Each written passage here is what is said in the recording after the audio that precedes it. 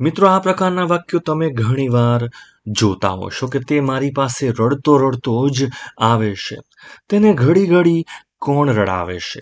તો આવા વાક્યોનું ઇંગ્લિશ કરવામાં ઘણીવાર સમસ્યા નડતી હોય છે કે યાર આને કોઈ ચૂપ કરાવો, બાળક રડે છે, આને ચૂપ કરાવો. આ છે ને આ રીતે નહીં માને, એને તમારે દુકાનેથી કંઈક અપાવવું પડશે. હવે તમે કંટાળી ગયા છો કે મારે આખો દિવસ આ જ કરવાનું છે, હું આખો દિવસ આ જ કરું. તો આ જેટલા પણ વાક્યો છે, આનું જો તમારે ઇંગ્લિશ બોલવું હોય, ઇંગ્લિશ સ્પીકિંગ કરવું હોય, તો સૌથી મોટી સમસ્યા જે નડે છે, પ્રોબ્લેમ જે નડે છે, મિત્રો, પ્રોબ્લેમ એ છે કે તમે આ વાક્યોનું જો ટ્રાન્સલેશન, ભાષાંતર કરવા જશો ને તો તમને નહીં મજા આવે. કારણ કે આ જે વાક્યો છે, આ એવા વાક્યો છે જે રોજ પરિસ્થિતિ પ્રમાણે વાતચીતમાં વપરાતા હોય છે. તો હું તમને ભાષાંતર ભલે બતાવું, તમારે મગજમાં ટ્રાન્સલેશન નહીં કરવાનું, વાક્યની ભાવના સમજી લેવાની છે. જેમ કે તમારે કહેવું છે કે તે મારી પાસે કાયમ રડતો રડતો આવે છે. તો જો અહીંયા લોકો ભૂલ શું કરે છે? મોટા ભાગે તમે આ જે વાક્ય છે, તમે આનું ગ્રામર, તમે આનું ભાષાંતર કરવા જાઓ છો તો ત્યાં ભૂલ પડશે. બરાબર છે?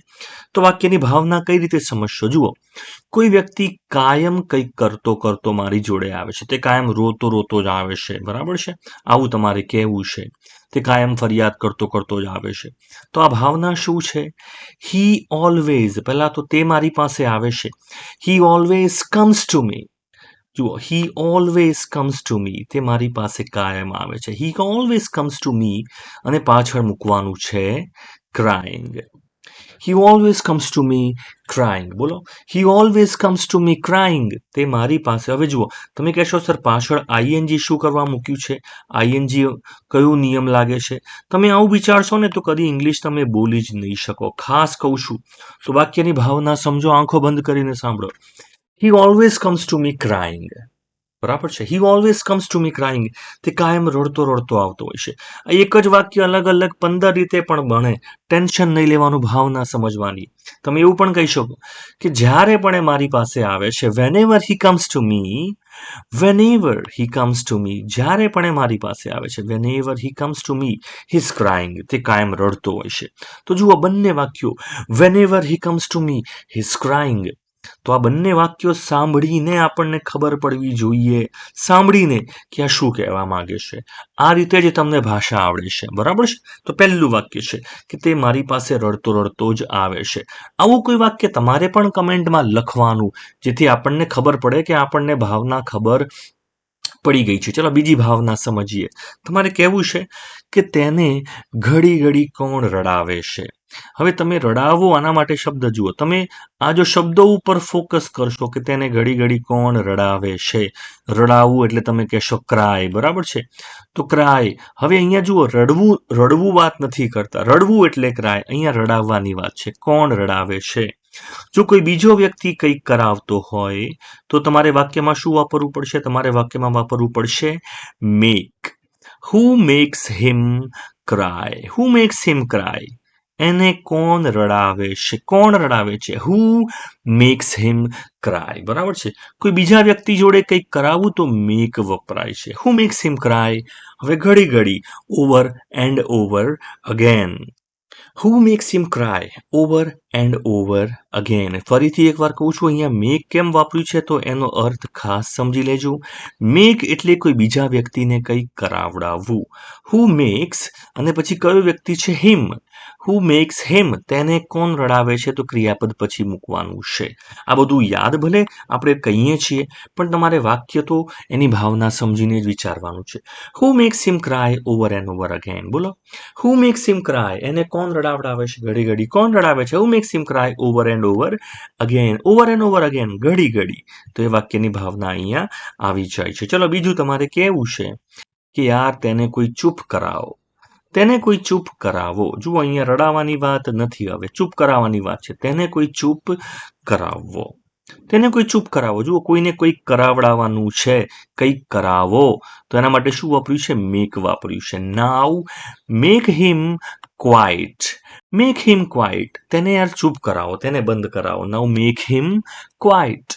Now make him quiet. તેને બંધ કરાવો. તેને બંધ કરાવો. ચલો વાક્યની ભાવના સમજો. મેક હિમ ક્વાઇટ, તેને ચૂપ કરાવો. નેક્સ્ટ વાક્ય છે કે આ રીતે છે ને આ છોકરું છે ને હવે આ રીતે નહીં માને, એને તમે ગમે તેટલું મનાવશો એ નહીં માને. આ રીતે આ નહીં માને, આ રીતે આ નહીં માને. તો જુઓ, તમે કહેશો કે માને એટલે હવે માનવું આનું ઇંગ્લિશ શું થાય? તમે એવું વિચારશો ને તો નહીં મજા આવે. વાક્યનો પ્રસંગ શું, વાક્યની વાત શું ચાલે છે? ચૂપ કરાવવાની વાત ચાલે છે. તો એને લગતું વાક્ય હશે. જુઓ કે આ રીતે આ નહીં માને. હી ઇઝ નોટ ગોના. ગોના એટલે ગોઈંગ ટુ. આપણે કહીએ છીએ ને ગોઈંગ ટુ, કે હું આ કરવાનો છું અથવા તે આ નથી કરવાનો. હી is not gonna calm down. He is not gonna calm down. તમે કહી શકો he is not going to calm down. Going to એટલે કંઈક કરવાનું છે અથવા આ રીતે આવું નહીં કરે. તો બંને માટે ગોઈંગ ટુ વપરાય છે, કે આ નહીં સમજે કે સમજશે. બરાબર છે. હી ઇઝ નોટ વાપર્યું છે. He is not going to calm down. He is not going to calm down. વાક્યની ભાવના સમજો. He is not going to calm down. શબ્દો પકડો. He is not going to calm down.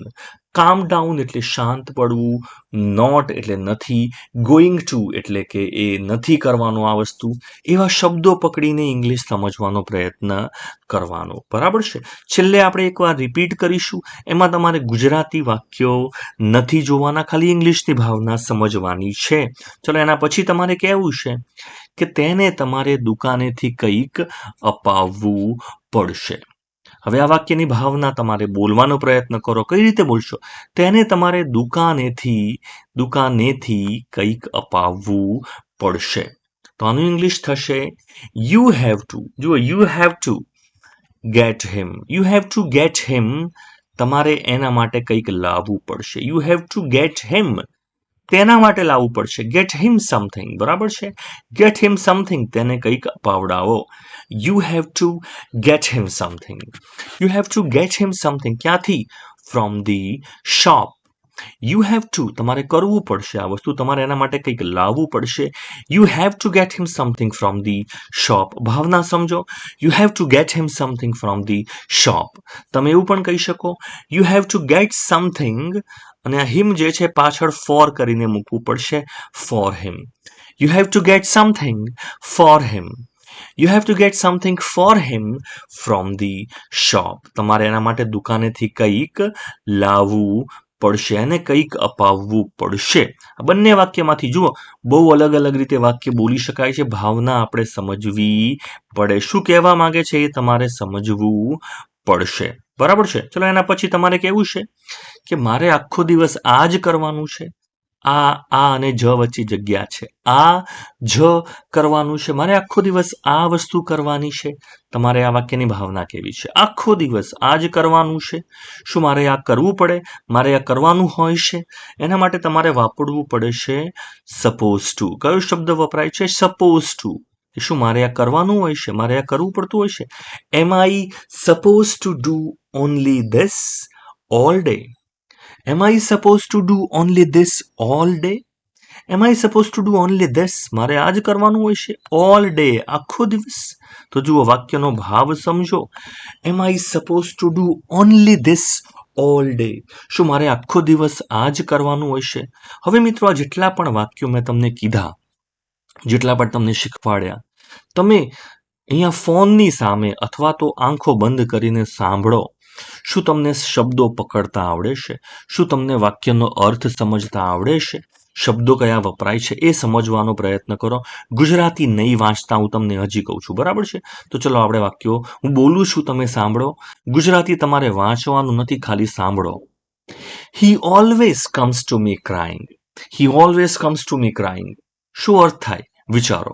બીજું વાક્ય છે, ચલો. વેનેવર હી comes to me he is crying. Whenever he comes to me, he is crying. ભાવ સમજણ પડવી જોઈએ. ચલો, next. Who makes him cry over and over again? Who makes him cry over and over again? ભાવના સમજો. makes him cry over and over again આવે છે. ચલો આગળ. Now make him quiet. Make him quiet. Now make him quiet. make વપરાયું છે, quiet વપરાયું છે. He is not gonna calm down. He is not going to calm down. He is not going to calm down. શબ્દો સમજો. Next છે કે you have to get him something from the shop. You have to get him something from the shop. વિચારો, you have to get something for him from the shop. અર્થ સમજો, બરાબર છે? વાક્યના શબ્દો પકડો. Am I supposed to do only this all day? Am I supposed to do only this all day? બરાબર છે? અર્થ સમજો. You have આ અર્થની જે ભાવના છે એ સમજો. થેન્ક્સ ફોર વોશિંગ તમને ફાયદો થયો હશે એવી આશા રાખું છું. કમેન્ટમાં ચોક્કસથી જણાવશો.